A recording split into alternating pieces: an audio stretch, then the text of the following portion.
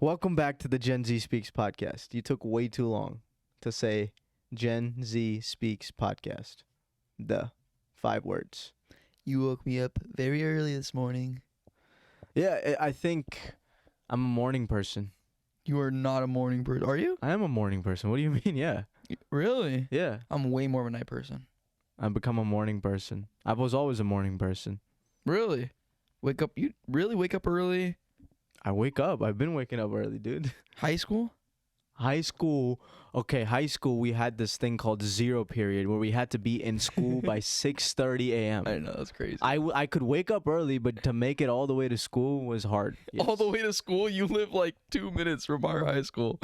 I lived a good 1 mile away. No. So, yeah, 1 mile. It was 1 mile. Okay, yeah, in a car, brother, that's like 2 minutes. Yeah, but a lot of the times I walked to school. So would you run to zero period? Yeah. You would run? I was always running. I'm always running everywhere. That's unfortunately become my personality. In college, would you wake up early?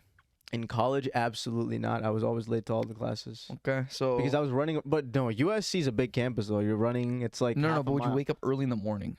Would I wake up? Depends. It was all over the place. College was a little So messed up. post-college, you've been... No, fairly because in early. college I woke up early as well at times. Okay, at times, that doesn't mean a morning person, brother. But I was a morning person. I don't believe it. You can fool the viewers, but you can't fool me. I think I'm a morning person. Well, 12 p.m. is morning person, right? yeah. No, I'm kidding. I say I don't so. wake up at 12. I try to wake up at 5:36. 5:36 every morning? Yeah. Do you actually do it, though? Yeah. I'm not kidding. I have a hard time believing that.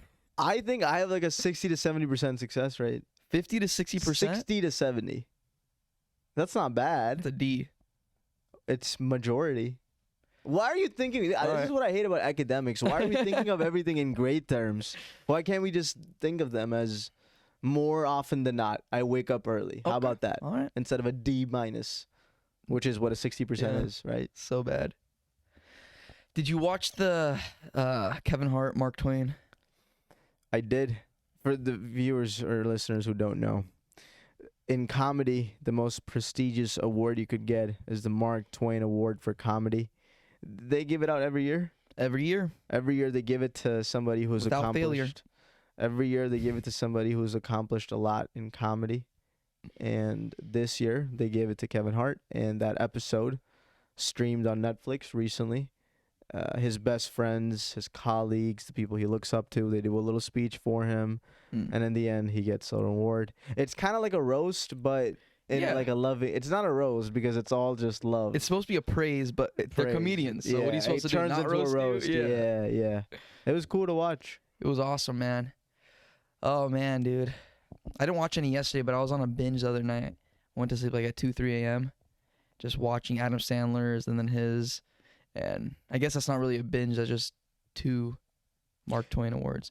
But what I will say, man, is there's something about being at the top that I don't know, dude. Watching it's okay. I've always been interested with people at the top Yeah. of anything, of comedy, of like business, of acting. It's really interesting to me because these people clearly have a different framework in their mind than their colleagues that maybe aren't to the tier that they're at, right? And just hearing Kevin Hart, like all his buddies, obviously, of course, Kevin Hart's a great dude, man. He's been doing it for a minute. He's the top of the food chain. In every single movie, makes a shitload of money for his family. He provides, right? Mm-hmm. But it's not only that. It's like, what did you have to go through in order to get to that point, basically, right? And him and Adam Sandler, and I'm gonna keep watching them, and because I've noticed a like a similarity between them two at least. Pattern, But yeah. pattern, yeah. They both said basically that delusion is the reason they're at where they're at. Mm.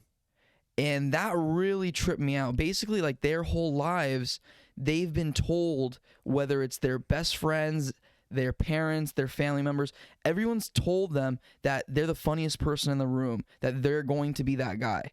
And although everybody has like imposter syndrome, right? But as much as you can have imposter syndrome, if your entire circle is feeding you that you're going to be him, your imposter syndrome kind of like decreases in size. And it decreases in size and then all these people's words of affirmation, they kind of crowd you and you start to believe these words that people are telling you. And that to me was a really beautiful thing. Like Adam Sandler said, he was like, I don't know what it was, man, but you know, I wanted to be a comedian. Like I talked to my brother. My brother always told me that I was the funniest guy, that all my jokes were funny, and even though they weren't, like I would go to the stand up and everyone bombs, and of course I bombed, but for some reason afterwards he just told me, dude, you were the funniest guy up there, like without you know, any hesitance. His mom always told him that he was like the golden boy, basically. And yeah, I think it can be a blessing and a curse though, because sometimes people might just be saying that out of love. They're like, "Oh yeah, you're funny," and then they don't. But really do they mean it. mean it? Yeah, That's the difference. well, it seems like in Adam Sandler and Kevin Hart's case, they meant it. Yeah, which is amazing. but that tells me, man, like it's like people are so fragile, especially when you're young. You know, you can adapt to anything people are telling you.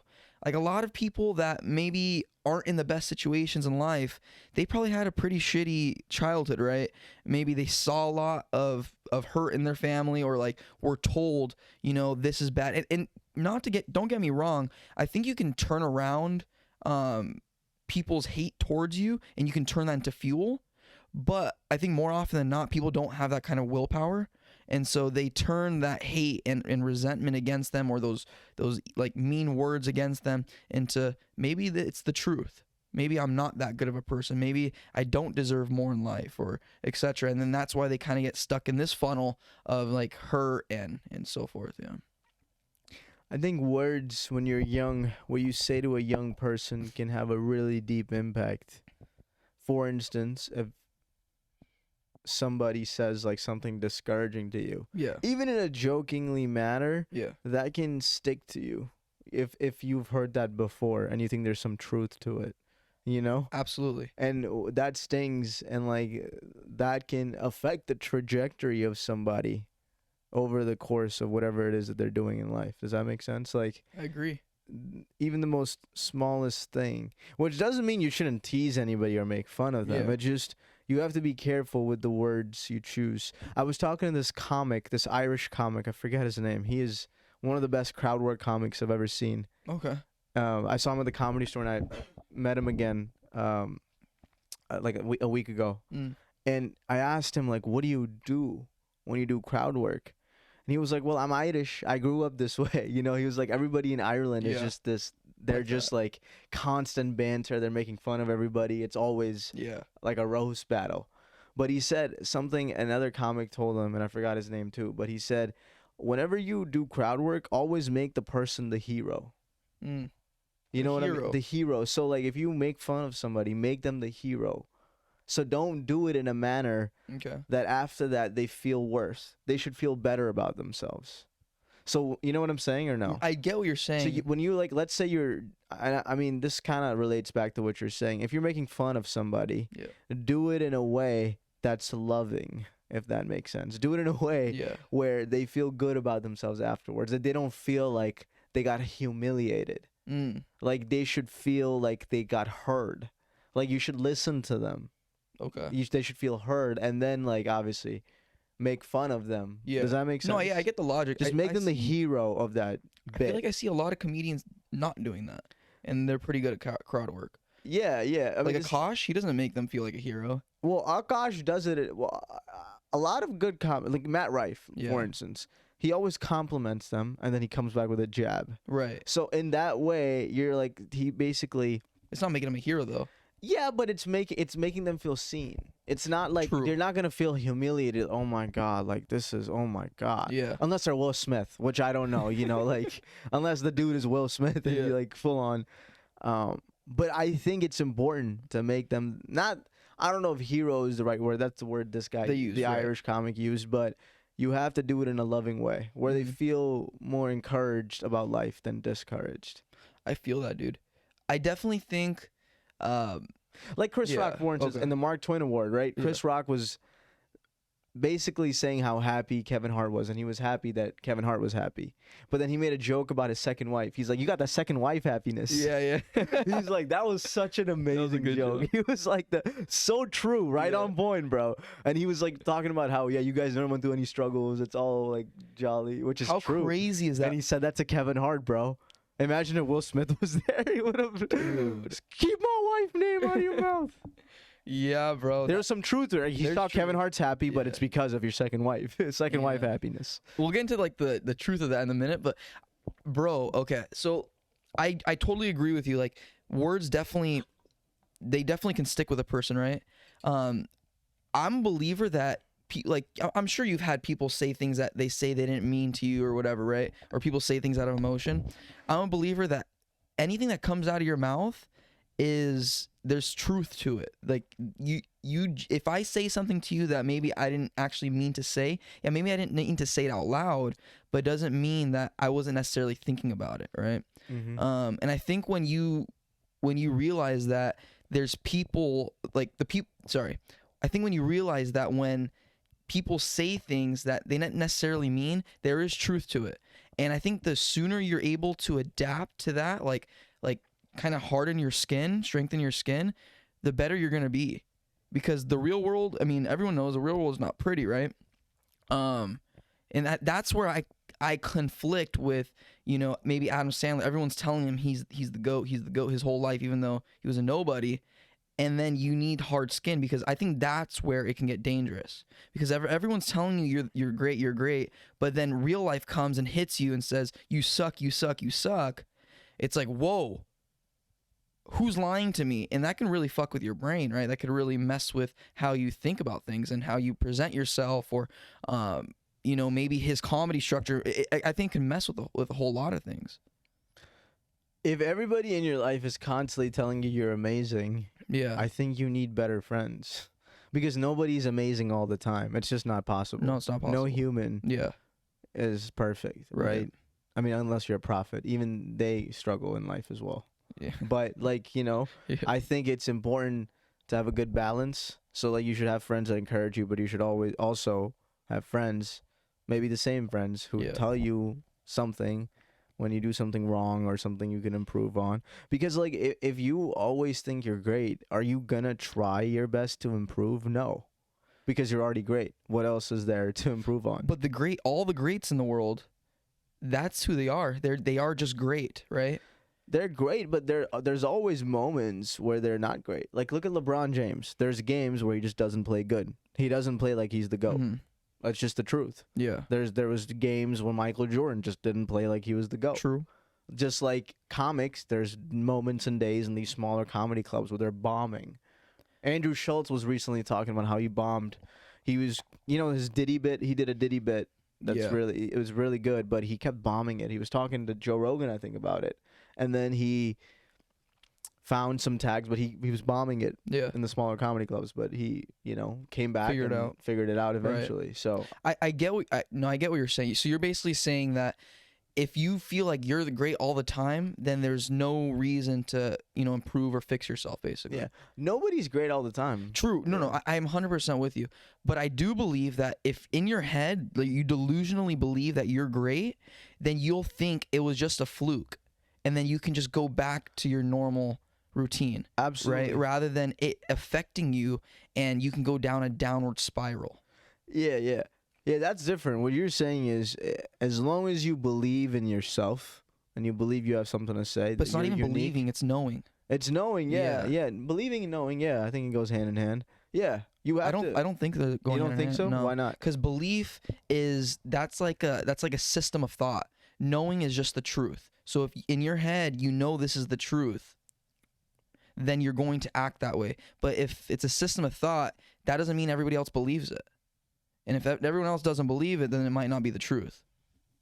I see what you mean. Yeah. I don't know. I think it's like okay, let's just look, for example, right?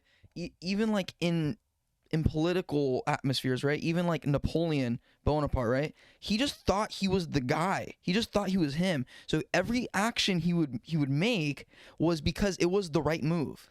Yeah. So he knew he was going to be successful because he believed himself. That's what I'm saying. You have to believe in yourself to know you'll be succeed. If you don't believe in yourself, how is the knowing going to come? Well, it's Yeah. tomato, right? Okay. So we're talking about the same thing. But I just think you got to constantly settle for more. We went to this in high school. We took Mhm. this class called AP Psychology, and we went to a show, Dr. Phil's show, Yeah. and Megyn Kelly was one of the guests. Right. And she had a book called Settle for More. Hmm. And ever since then, it's like that saying has stuck to me, like settle for more. And you can't settle for more if you think you're already the best at something. You know, like LeBron James is grinding at the gym every single day. Right. He's coming to practice, his first guy there. He's working his ass off. He's 39. He's constantly But why? battling because he knows he can slip up anytime. I think it's because he knows he's the best, and that's what the best do. I think it's also because there's a fear factor where he doesn't want to be the guy that doesn't perform at a game. You know, he knows it's like a True. muscle. You have to Maybe, constantly work at it. Like Kevin Hart has a whole team of writers. Yeah. He has a team. He has a person who basically writes down everything he says on stage and he points it out to him. All right, like this word stuck out. This word stuck out. You gotta laugh here. He has another guy that looks at his structure. He's like, okay, let's place this joke above this, bottom this, I that. see. So there, you know what I'm saying? Yeah. Kevin Hart, as great as he is, Yeah. he's constantly trying to improve and work on his comedy. True. But that's what the best do, right? Yeah. But we're in like a time period right now where if you don't do that kind of stuff, then you can go downhill. What do you mean? Like I think there's a lot of competition out there more than ever before. In comedy? In not only in comedy, I think in everything. Just like in sports and comedy and whatever it is, right? There's just a lot of like well-deserved competition, not just as competition, like well-deserved competition, because I think a lot of people now can look back at a generation and learn from them, right? And so now there's a lot more comics out there because there's a lot to learn from, basically. Does that make sense? It's also because of technology. It's democratized everything. Absolutely. So because of tech and like experience and looking back and you know kind of adapting to the greats before, you now need an edge. And what's the edge? Maybe hiring more people to do that kind of those groundworks, right? No, I mean in the beginning, you as a comic, you just got to do it yourself, man. You know, like the luxury of having. But you're people- not like one of the greats yet. Yeah, but you Like in have the to- beginning. In the beginning, you Yeah. can't hire somebody. You know what I'm saying? No, As a no, comic. bro. I know what I'm saying is I think the reason Kevin Hart does that now is because there's so much competition out there.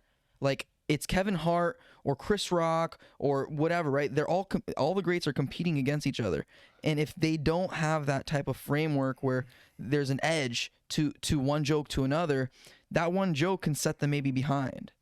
Well, I think Kevin Hart just does it because now he can afford it. Obviously, You think And, like, that's why? That's why. He can afford it now, and like he's one of the greatest. So he needs to keep selling stadiums, and like it just makes his life easier to have these True, people yeah, around him. that's part of So it. I think yeah. that's part of it.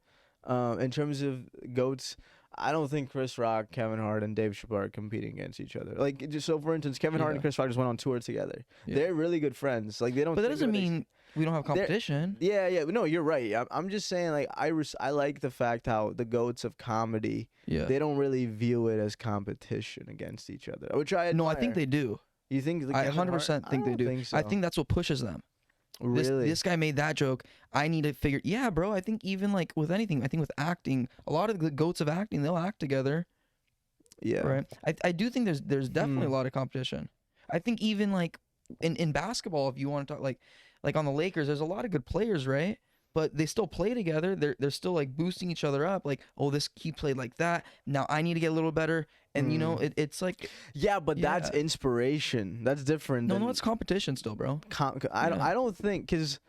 Competition of statistics. Yeah. Yeah, but like there's, like I'm sure there's. I'm not saying there's not competition, but I'm saying amongst the GOATs of comedy, Yeah.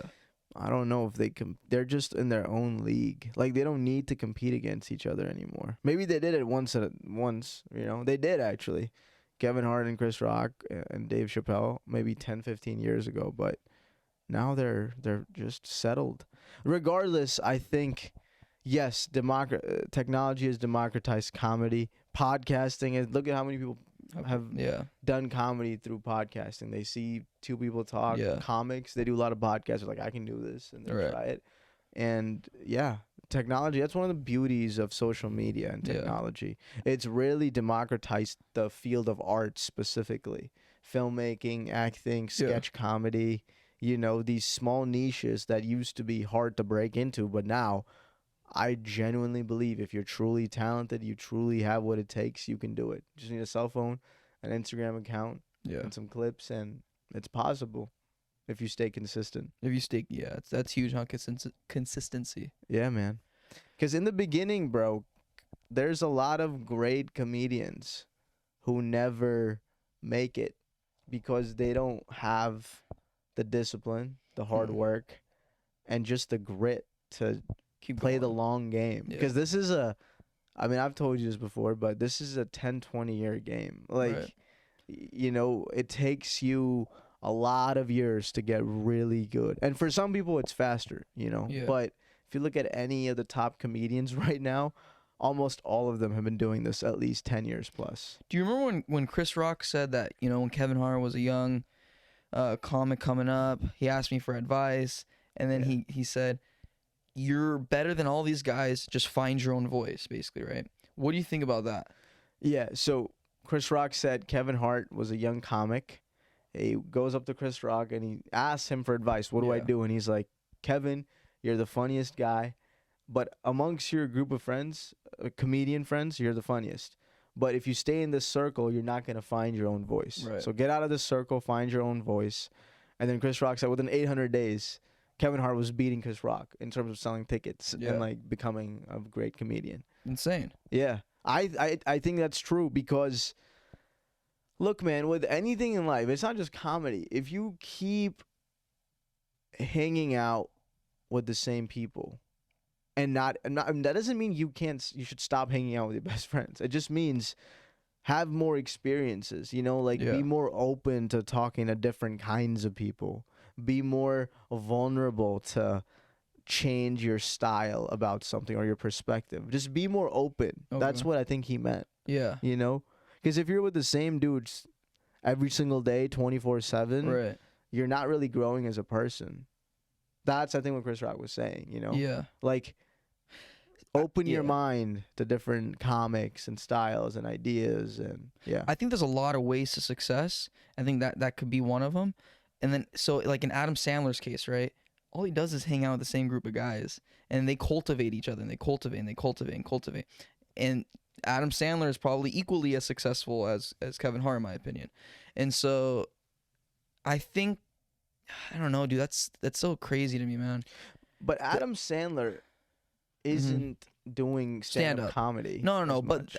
no, you're right. Yeah, but I think even in terms of movies, if you want to talk about movies, they're equally as successful. Oh yeah, Right? Yeah, Yeah. I like Adam Sandler's movies more. Yeah, I I'll like be Adam honest. Sandler's movies Yeah. more than He makes better Kevin films than Hart. Kevin Hart. I think Kevin Yeah. Hart would agree. Yeah. Yeah, but I'm just like on Yeah. that scale, like they're at the peak, right? But they chose different paths to get there. Yes, But they're still both there, yes, right? So you can take what everybody's saying with a grain of salt because like Chris Rock, obviously, if Chris Rock is giving you advice to do something, you should probably follow it, right? Because you know, but if somebody is telling you, you know, just find your own voice and maybe they're a nobody, or if somebody's telling you a certain way to get to a certain place and they're maybe a nobody, or it's like there's no validity to their words, you can still find another way to get there. Like Adam Sandler, I feel like he's maybe more family oriented than Kevin Hart. I'm not going to say that Kevin Hart's not family oriented, whatever, right? But it just seems that way because all he does is cultivate the same group of guys over and over. That's like his family. Right, Kevin Hart is kind of a lone wolf in a way. I mean, yeah, he has guys like The Rock and John Cena who they all bounce off each other, but it's not that feel of like these are my guys and I'm gonna protect them and they're gonna protect me kind of You thing. don't think so? I What, don't does The feel Rock like need that. protection? John Cena does need protection? What is 5'4" Kevin Hart gonna do for these guys? 5'2". Well, Kevin would say 5'5". But yeah, what is he gonna provide protection? I see your point. Yeah. I don't know these people, so I can't really opine on this. I mean, Adam Sandler though is a movie guy, right? Like he's not. He's starting in stand up. He started in stand up. Yeah. Obviously, he was on SNL and he did other stuff, but Right now, like Kevin Hart still does stand up, Yeah. right? True. Like Kevin Hart's Right. still selling out stadiums, Yeah. and I respect that a lot because as a stand-up comedian, you can get lost. Mm. There's a lot of comedians that have stopped doing stand-up and they just do TV shows or movies. Right. Because stand-up, bro, requires a lot of work. Like, people don't understand. Like, we had Ahmed Al-Qadri, remember Yes. the Yemeni Yeah. comic a month ago? He was talking about this, but to have 5 minutes of material can take you sometimes a couple months. Right. And it's, if you're doing, so let's say, so in comedy, right, I was telling my mom this, actors make features, films, TV shows, right? Writers Mhm. write, they make TV shows, films. Comedians have specials. So you're working for your 1 hour special, ideally, hopefully every year. Right. But not every comedian puts out a special every year. It's difficult. It's very hard. Yeah. So to balance stand up comedy with acting is hard. Like Mhm. if you're on a set for 2-3 months, then you like you take some time off.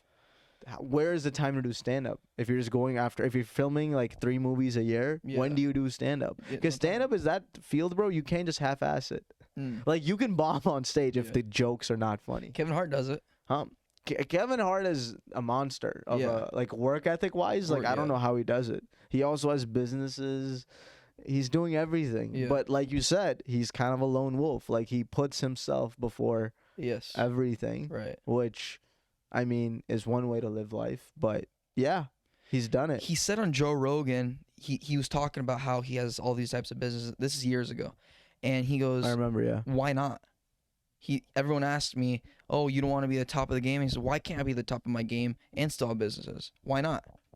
And right there, dude, that stuck with me. Like, why can't I do it? Just because you can't do it? That doesn't mean I can't do it, right? If the world's telling you something, doesn't mean it's the truth sometimes either. Like, I know, you know what I'm saying? I love that. Yeah. He charted his own path. Yeah, exactly. Kevin Hart made a path for a comedian that's unprecedented. Yeah. It's amazing. Movie star, businessman, actor, and everything else in between. Like he does He everything. does everything. He plays good basketball too. He's an amazing basketball player. Is You he? know, he won like the MVP of the celebrity game Did he really? like 3 times. He's a really good basketball player. Wow. He works bro. out at 4 a.m. every day. 5'2". He's real. I mean, I think he's 5'4". Google says 5'2". Anderson Cooper asked him recently. He said 5'5" with a shoe on. So I'm guessing he's 5'4". I don't think he's 5'2". Well, I don't. Okay, maybe Google's. Regardless, whatever, yeah. he's on the shorter end. Yeah. But he's a really good basketball player. Yeah, just because you're short doesn't Awesome. mean you're a bad basketball player. It's I'm just a harder. terrible basketball player. Because you don't play basketball. Yeah. It's like saying I'm a terrible golf player. I don't play golf. Like it's not what I Fair. do. But every time I step on the basketball court, I feel like I'm gonna kick ass, and then I don't. Yeah. Same when I hold the Same golf thing. club. I feel like I'm gonna hit it for 120, 100 yards, and the ball barely goes a yard. That's fair, man. I love that though that Kevin Hart said that. But at the same time, bro, this is something I'm struggling with. Mm. If you're doing different things constantly, like A, B, C, D, E, F, it just takes a special kind of person to balance all of them and give them all justice. Yeah. Because I don't know if I would be able to do what Kevin Hart is doing right now. Like I think it'll take me a lot of time to get there. It's a lot of energy, bro, and you get drained. It's different Yeah. parts of your mind constantly that are being used, but yeah, like so one critique that I have though, if you look at Kevin Hart, like his movies, he knows is not the best. Yeah. They're very commercial films. Right. He's not making. Maybe some of the movies are funny. The movie with Will Ferrell is really funny. Get hard. Get Hard, yeah, that's a Yeah. funny movie. I think a lot of his movies are funny. They're funny, They're but not good movies per se, but they're funny. But right? that's exactly Yeah. what he's selling. He's Yeah. selling entertainment, so he's doing Right. his job. Right. But for me, like I'm a guy who wants to make like these artsy movies, right? Substance. Substance, Yeah. yes. Which I think making funny movies is very hard, by the way. It's very hard Yeah. to make funny films. Right. It's hard. But he's mastered that art, so he's good at that. He's doing his job. But for me, like these artsy movies, especially as an actor, require you to invest a lot of time to Mm. get into characters, study these roles, and give them justice. So it's hard to do that Yeah. with comedy. Balancing stand-up comedy. It's insane. But you know Yeah. something I do want to do though, bro? I think Go ahead. you should maybe do this too. Like let's say our acting careers, God willing, like go further. What if you do stand up as that person, as that character. Now, nobody does. I don't think a lot of people do this. Maybe somebody has probably done this. But like, so let's say you get cast as Spider-Man. You do stand up kind of like as Spider-Man, but nobody knows. You know what I'm saying? Yeah, Like, yeah. I like the anonymity of that. But Really? That's interesting. yeah, like doing stand up, because every person has that comedic element. But I think it'll help you get into character more if you do stand up as that character. I'm gonna try it. I think Pee Wee Herman did it. He did Used to do it. And Will Ferrell just did it at the roast as Anchorman. Yeah. Yeah, exactly. But everyone knows he's Anchorman. You're just saying it's a like character. Yeah. I'm saying to prepare for the acting role, do stand up. Gotcha. That's what I'm saying. Yeah, in preparation. Oh, in preparation. So nobody knows this character yet. I'm saying, so let's say like that's what I'm saying. Yeah. That's what I want to do. Yeah. Like let's say I got cast as Anchorman, right? Like let's say hypothetically I did. Go up, yeah. Before anybody knew who Anchorman was, I go up. Yeah. Just and like basically I'm a different person. Like I can regurgitate I can work on my backstory that way, you know. I think it's really cool. That is cool. That's a good idea. That's the only way I feel like I could have maintained stand-up comedy if I do it as these characters. But in the process, I'll lose myself. I'll be like, who the hell am I? If I'm constantly just these different people on stage and working on different characters' backstories. That's crazy, huh? Yeah. It's pretty cool, though. Dude, that is pretty cool. No, I see the value in that, actually, man, because if you're able to tell jokes as that character, that's a very difficult... It's hard to tell jokes as yourself, bro. So it's like, if you can tell jokes as somebody else in a different body, in a different person, that's insane. Yeah. Dude, so Adam Sandler said that Sorry, not Adam Sandler. Somebody else was up there. Regardless, somebody else was up there and they were saying that they were making a movie and they're making Billy Madison. I don't know if you've ever seen that. It's one of his first works. And he presented Judd Apatow and Judd was just like, you like this? Yeah, we can make this movie. Like, bro, Adam Sandler wrote this script and then all of a sudden Judd is just like, yeah, let's do it. And obviously he was already like the guy in the industry. But isn't that crazy, dude? That's how easy it was back then. Well, but this is after Adam Sandler did Punch Drunk Love? No. What year is this? Billy Madison? Punch Drunk Love was 2009. No, it was 2004, 2005. I guarantee you. Okay, fine, but he's had many movies in the 80s and early 90s. 90s, sorry. Not 80s. So this is after the 90s success. Like Wedding Singer. Sense. Crazy though, bro. Yeah, it's all a trust-based business. If you trust somebody, like if Christopher Nolan, comes up to Warner Brothers and like, this is my new movie, it's getting made. You're right. But so that's why. But for Adam Sandler to get that opportunity with Judd, that's crazy. But that's after all his movies, right? In the 90s? No, that's what I'm saying. It was like his earliest movie, Billy Madison. It was his first movie he ever wrote? Yeah, I think it was like the first movie he ever wrote. But was he in movies before that? Like, had he been in movies or SNL? Nothing big. SNL, yeah. He was on SNL. SNL, yeah. Okay, yeah. That's something. Still insane, bro. Yeah, you need credibility. I don't see that happening nowadays, bro. Yeah. Even like if Pete Davidson said, I'm going to write this movie, I don't know if he's going to get his own movie. Pete Davidson probably will. I don't think so, bro. No? I don't think so. Well, something that's happening in the industry right now, in the entertainment industry, is less stuff is getting made. Right. The studios are getting very more selective about which stuff they invest on. But if you have a big name and you have clout and you're established, you can more times than not get things done. Done it. It's still hard, but you can get things done. Wow. And another thing resonated with me when they said that. Joe Rogan was talking to Kevin James during a podcast, right? And they were saying, dude, Joe was like, do you remember, bro? Like in the 80s and in the 90s, we can just go do a comedy thing, a comedy festival, and you'll just get offered a TV show. He said it was a very weird thing that was going on, but basically they did one in Toronto, in Montreal, something like that. There was this big comedy show or festival in like Montreal. Comedy Festival, yeah, Montreal. Exactly, it's one of the biggest festivals. Yeah, so in the 90s they did it, and I guess Joe Rogan was just hyping Kevin James up for that one, hyping him up, and Kevin James did it, and he got offered King of Queens. Wow. Like, that's insane, bro. Like, you just went... I mean, nobody knew King of Queens was going to be what it is today, right? But that's insane, dude. Well, that was a pathway back then. Yeah. Was if you get your own TV show or sitcom, you'll be set. Right. Now, it's because of social media. You can just post your special on YouTube, and it'll be seen by people. Back then, to get seen as a stand-up comic was through your show. Like, you get established through your show. Yeah. People are like, oh my God, I want to go see the guy on this show. Let's buy the tickets. Now that we have YouTube and Instagram and TikTok, people just see their clips and they're like, Yeah. I want to go see this guy. So it's cutting Just a out new that way. need. Yeah. So yeah, I think it's done. Like, Do you Joe think it was Rogan, easier back then or easier now? I think it's easier now Easier now to be a get stand-up big. comic. Oh yeah, it's way easier now. Really? It's doesn't mean it's not like it's easier if you're truly talented to be seen. Oh, Joe that's Rogan fair. talks about this. Like, Mhm. stand-up, for the most part, was always kind of a meritocracy. Like, if Okay. you're really, really good, you'll be Yeah. seen. But there's different levels to comedy, right? Like, there's people that make you laugh out loud, and there's people that are like slight chuckle and Yeah. like a smile, and it's opened the doors for all those kind of comics.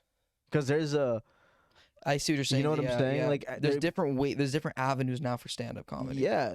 Yeah. Like, anyone can post their clips, and if they're really funny, People are they gonna post laugh. consistently, people will see and pay to watch them, Yeah. pay to see them live. Right. That's the whole thing. You're trying to get people to see you live. Right. That's the whole stand-up comedy game. Yeah. And then how do you do it? You do it through your Netflix special, your clips, Do whatnot. you think all these shows? I mean, obviously it's worked for a lot of people, but all these like shows where it's like 30 to 50 people, you know what I'm saying? Like your Friday shows or whatever it is. small comedy clubs, your yeah. small comedy clubs. You think that really drives people to come back to see you? If you're really, really, really funny, then yes. But Right. the shows I'm doing are Yeah. bringer shows. These are already friends of other comedians. So it's not really. So how do you evolve from this to the next?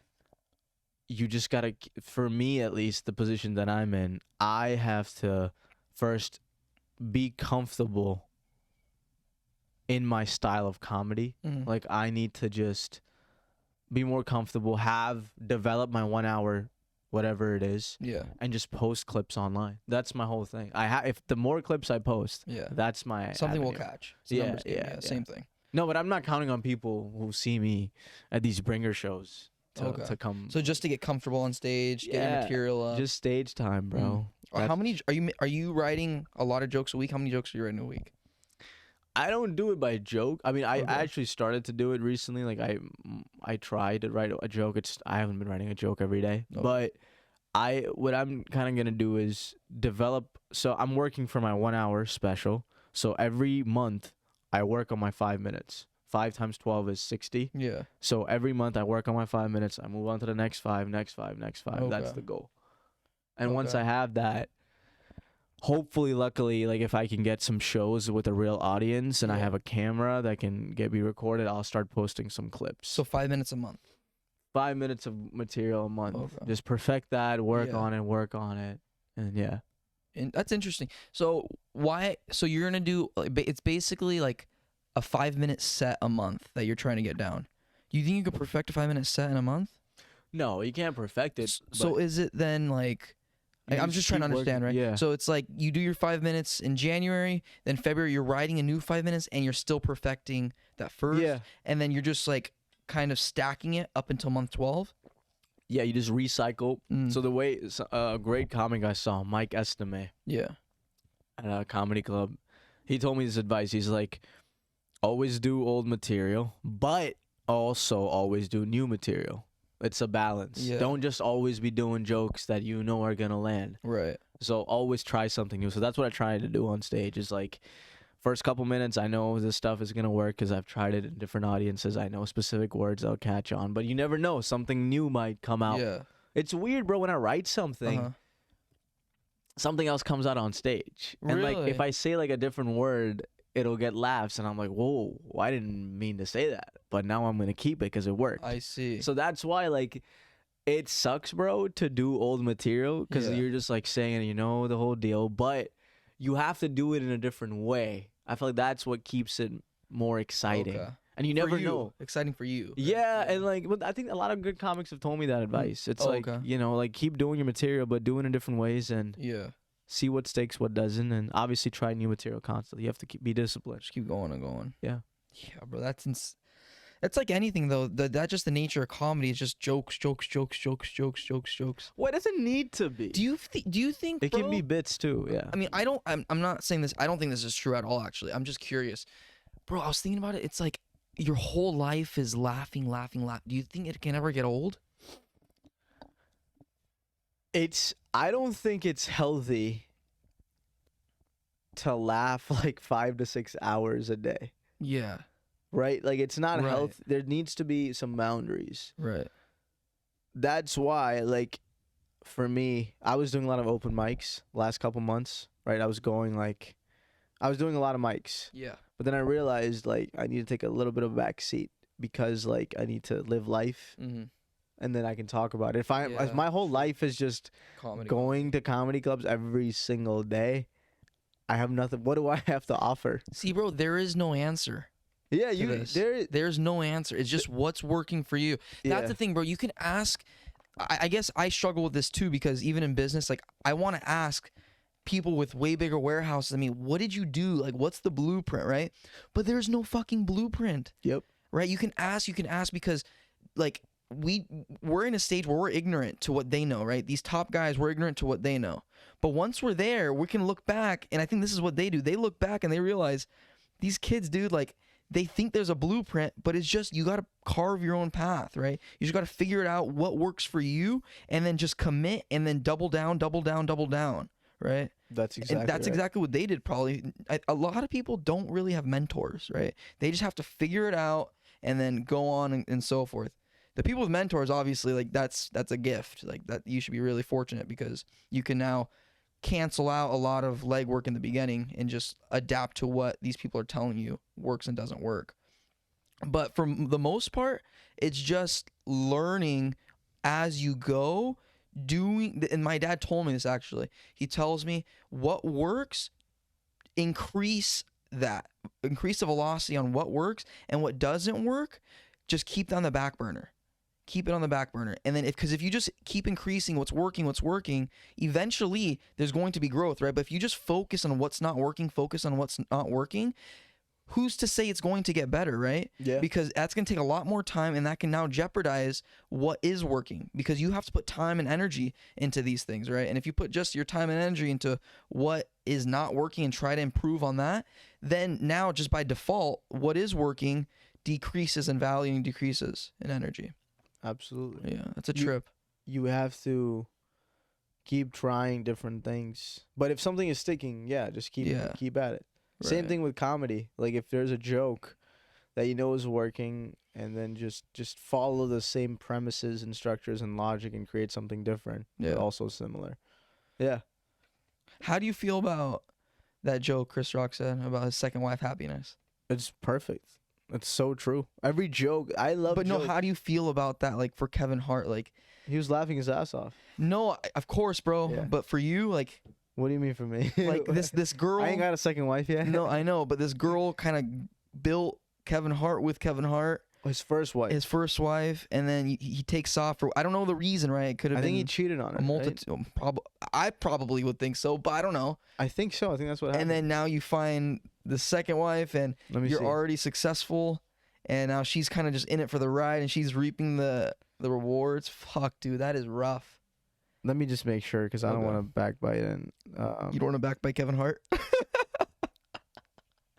Yeah. He's not gonna give a fuck. Okay, yeah. So Kevin Hart's, yeah, I think he did. So he did cheat? I think so. Yeah. But yeah, on his first wife, seems like it. Yeah. Again, I'm not 100%, but I also read a headline that says, "Why Kevin Hart won't go to Las Vegas without his wife."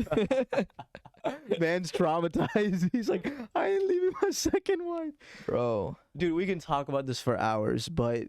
Listen, I don't have the answers to this relationship wife stuff. I'm still trying to figure this out myself.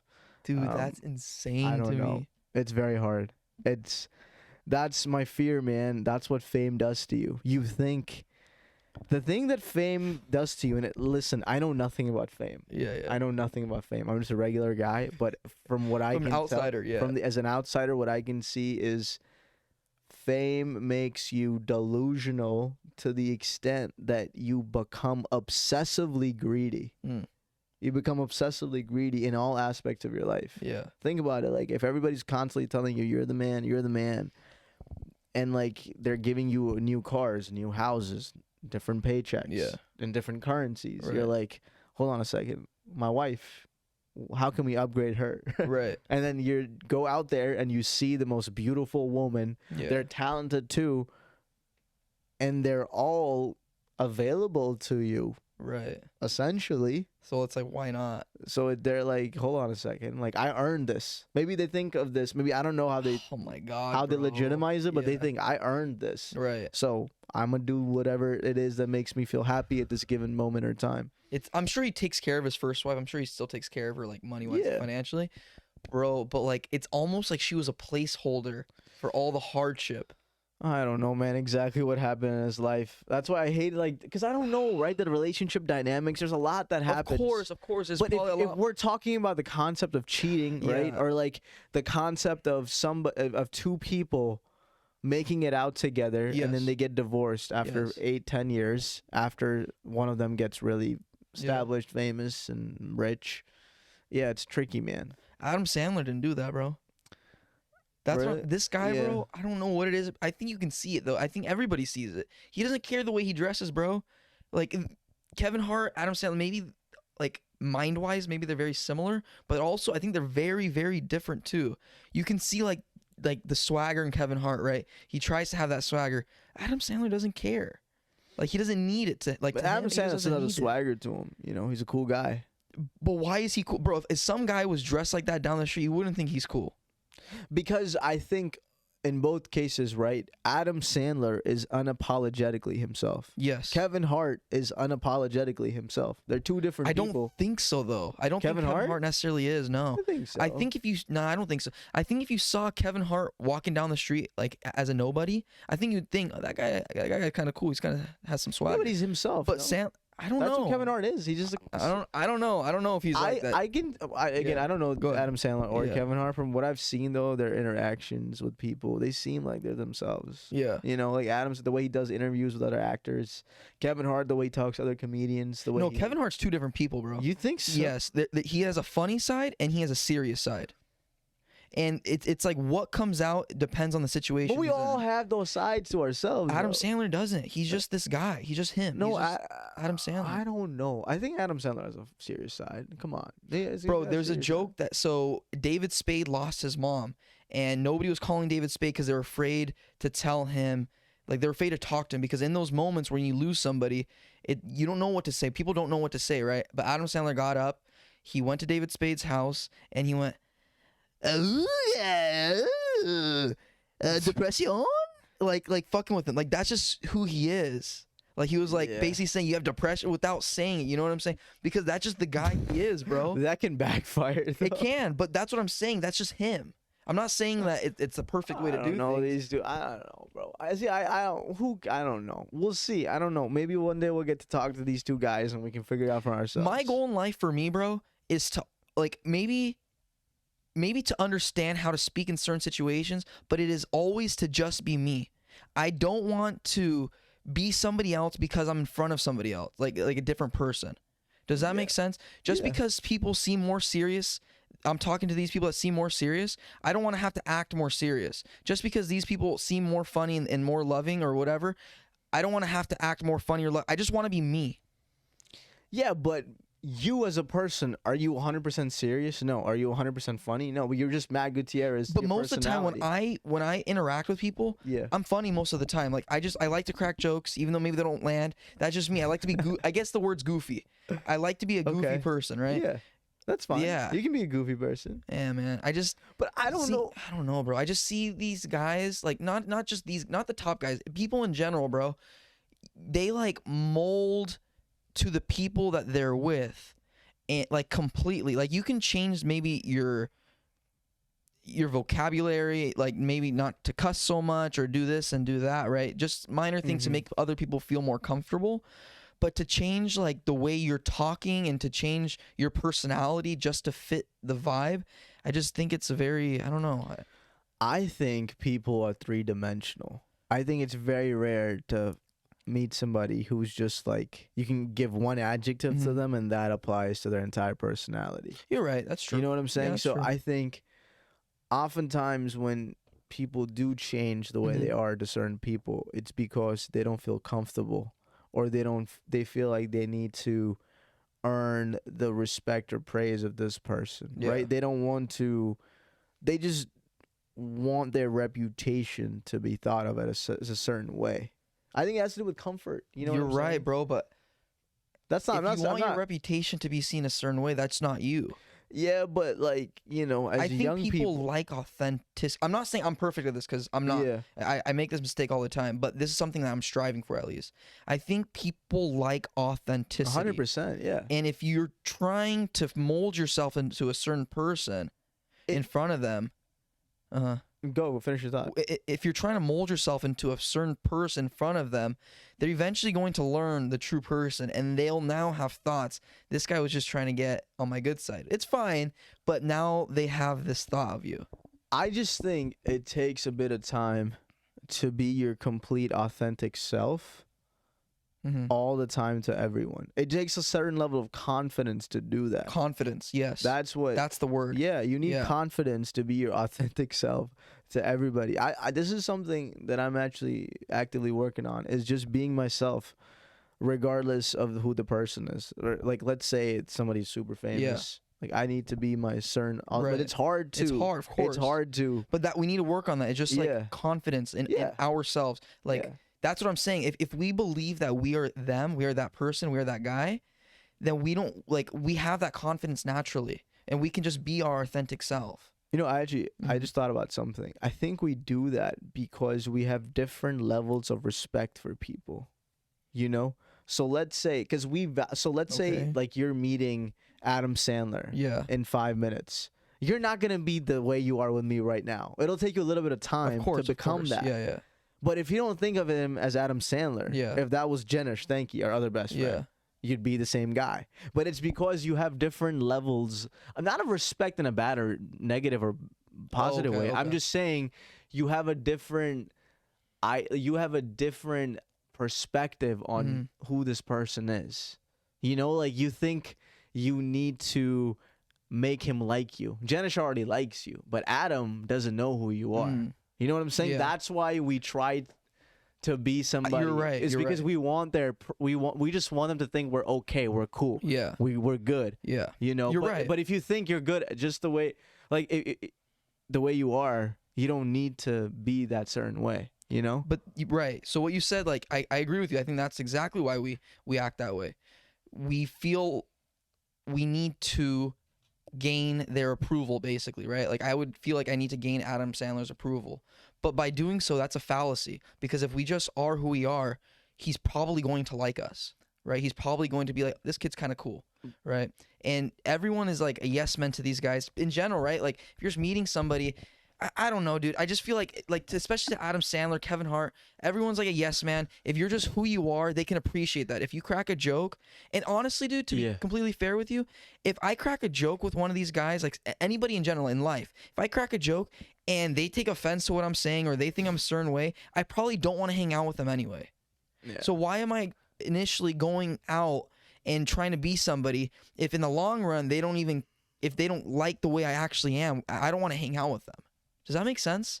I feel like I'm jumbling words there. Yeah, no, I mean it makes sense. But I mean, your friends, sometimes somebody will take offense to some joke, always, So it doesn't matter. It doesn't mean you're gonna stop hanging out with them. If like you make a joke with Russ, who's not here today, and you're like, "Oh, Russ," and he's like, "No, yo, don't say that." You're not gonna be like, "Okay, I'm not gonna stop hanging out with you." Really? No, you're not gonna say that. You feel like? Have you felt like I've like offended you? No. Like, well, no, but no. See, I don't, because I don't think we think like that. That's what I'm saying. Because we just are who we are. But going back, I want to. We can hold on. We can appreciate who we are as friends, right? And because we can appreciate who we are. But sometimes friends say something. I'm not saying you. I'm saying in general. Sometimes friends say something. They're like, "Yo, too far. Come on." Like that happens to sometimes. Okay. My whole point is, I just think I was gonna make a different point. Is as a young comic, as a young person in the entertainment industry, you meet some of these people sometimes, these famous people, and you get like maybe 2 minutes with them. Yeah. How do you make a good maximize it? First impression? Yeah. You can't just be like mellow. You can't just be normal. You have to make some sort of an impression. Yeah. And you're not trying to be fake. You have to be who you are. You have to be who you are, but it's hard to be who you are in 2 minutes and give the best picture of who you are, dog. You know what I'm saying? I don't think so. I think that gives the best impression of who you are. Just be yourself in those 2 minutes. If you're Yeah. naturally like a goofy person, be that goofy person. If you're naturally like a serious person, be that serious person and be intense. Because now they can get a depiction of who you are. And I think, dude, if you are who you are all the time, then you probably capitalize on that all the time because that's what works for you, right? Yeah. So be that person and it'll work. I think the key is don't filter yourself. Yes, when don't you're around filter these yourself. people. Yes. Yeah. Which That's doesn't good. mean you say the wildest stuff in front of them. Right. No, it just Right. means like don't be shy to think and then say what you're thinking. Yeah.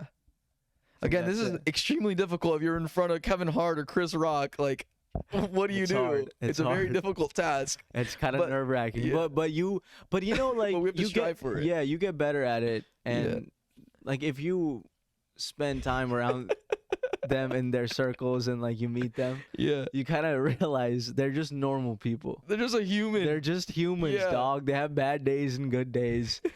They just happen to be known by millions of people. Right. That's the only flip side to it. Yeah. But on that note, let's end the podcast because I do have to All right. drive. Thank you. Good stuff.